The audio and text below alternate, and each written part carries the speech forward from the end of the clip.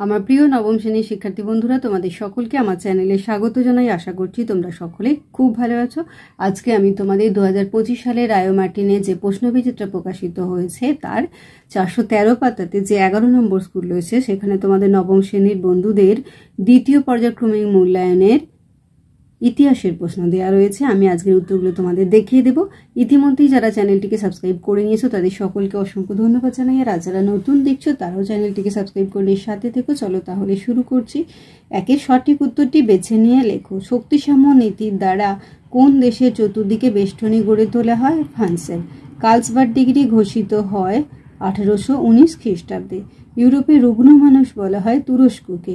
শিল্প বিপ্লব শব্দটি প্রথম ব্যবহার করেন অগস্তে ব্লাঙ্কি। ফ্লাইং শাটল আবিষ্কার করেন জন কে। সাম্রাজ্যবাদ পুঁজিবাদের সর্বোচ্চ স্তর গ্রন্থটি লিখেছেন লেনিন।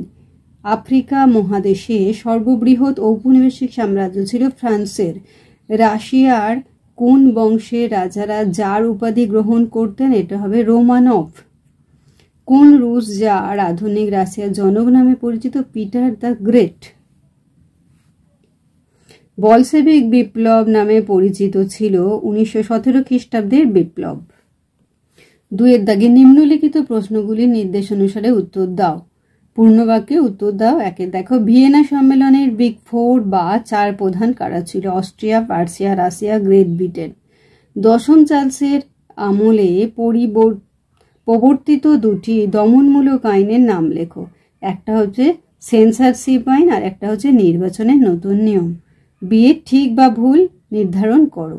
কার্ল মার্কস কমিউনিজম বা সাম্যবাদ শব্দটির পরিবর্তে সোশ্যালিজম বা সমাজতন্ত্রবাদ শব্দটি ব্যবহার করেন, এটা হবে ভুল।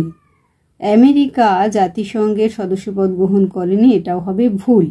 এটা দেখো, সঠিক ব্যাখ্যাটি নির্বাচন করো। বিবৃতি 1, যার দ্বিতীয় আলেকজান্ডার বিভিন্ন দমনমূলক নীতি প্রত্যাহার করেন, এটা হবে ব্যাখ্যা 2। তিনি বিদ্রোহের চাপে দমন নীতি প্রত্যাহার হয়ে বাধ্য হন।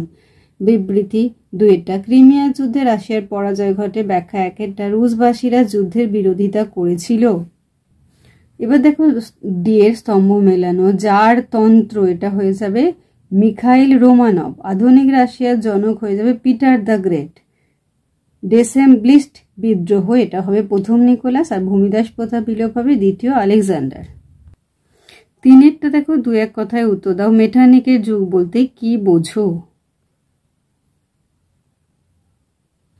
ভিয়েনা সম্মেলনের বিপক্ষে 2টি যুক্তি দাও। দেখো, ভিয়েনা সম্মেলনের বিপক্ষে 2টি যুক্তি বা 2টি ত্রুটি। ফ্যাক্টরি প্রথা কি? সুয়েজ খাল খননের উদ্দেশ্য কি ছিল? কে কবে ভাইমার প্রজাতন্ত্র প্রতিষ্ঠা করেন? লিখবে ফ্রেডেরিক ইবার্ট 1918 সালে। 4 হচ্ছে 7-8টি বাক্যে উত্তর দাও। বলশেভিক বিপ্লবের অর্থনৈতিক কারণগুলি উল্লেখ করো।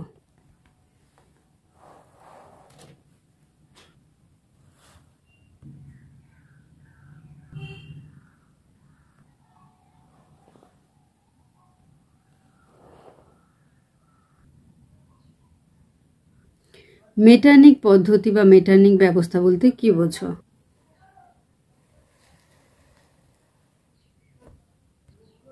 শিল্প বিপ্লবের অর্থনৈতিক ফলাফলগুলি কি ছিল?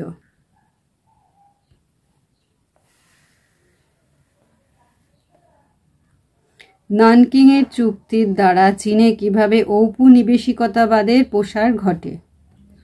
ঔপনিবেশিকতার প্রসার ঘটে।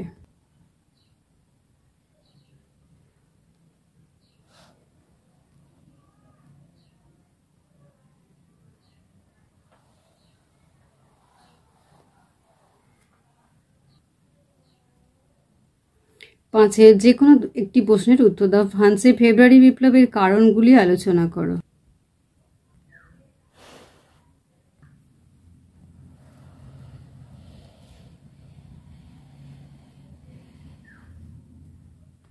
শিল্প বিপ্লব বলতে কি বোঝো? ইংল্যান্ডে প্রথম শিল্প বিপ্লব সংগঠিত হওয়ার কারণগুলি আলোচনা করো।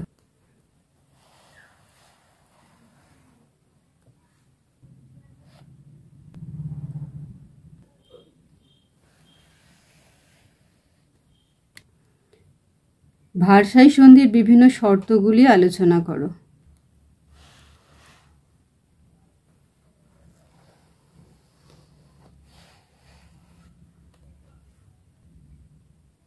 তাহলে আমার প্রিয় নবম শ্রেণীর শিক্ষার্থী বন্ধুরা, আজকে তোমাদের আমি 2025 সালের রায় মার্টিনে যে প্রশ্নবিচিত্র প্রকাশিত হয়েছে তার 413 পাতাতে যে 11 নম্বর স্কুল রয়েছে সেখানে তোমাদের নবম শ্রেণীর বন্ধুদের দ্বিতীয় পর্যায়ক্রমে মূল্যায়নে ইতিহাসের প্রশ্ন দেওয়া রয়েছে। আমি তার উত্তরগুলো দেখে দিলাম। আশা করছি সকলেই বুঝতে পেরেছো। ভিডিওটি দেখার জন্য তোমাদের সকলকে অসংখ্য ধন্যবাদ জানাই।